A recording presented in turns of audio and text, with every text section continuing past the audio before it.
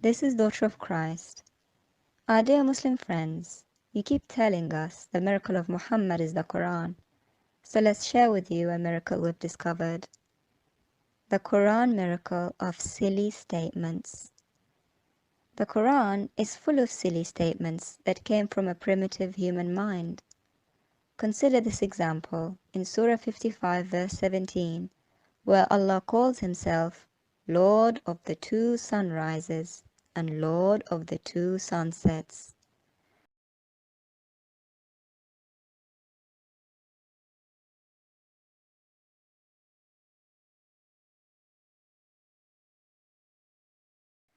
Now, everyone in the 21st century knows there's no such thing as two sunrises and two sunsets. So we wonder why someone in the 7th century would make such a statement. The answer is simple. You see, to the eye of a 7th century illiterate Bedouin, the sun looks like it's traveling higher in the sky in the summer, appearing to rise and set at certain points. And in the winter, the sun appears to him to travel much lower in the sky, rising and setting at different points than it did in the summer, thereby giving him the impression there are two sunrises and two sunsets.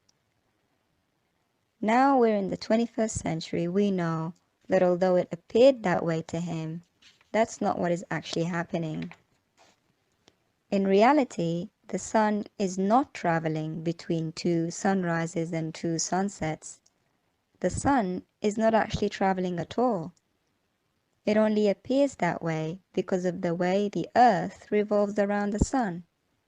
In the summer, the North Pole is tilted towards the sun, causing the northern hemisphere, where Muhammad was, to receive more light, and making the sun appear higher in the sky. Whereas in the winter, the North Pole is tilted away from the sun, making the sun appear lower in the sky. The sun does not really travel between two sunrises and two sunsets. Much like the way the sun does not really set into a body of water during sunset. It's just because of the earth's movement. I wonder if the Quran makes a similar statement about that too. Therefore, we must conclude that these statements are observations of a primitive 7th century mind with his limited understanding of the world at the time. It cannot be from the creator of the universe. He simply would not be making such silly statements.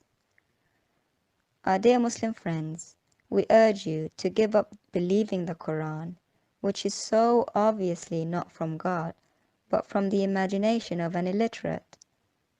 Come to the real God.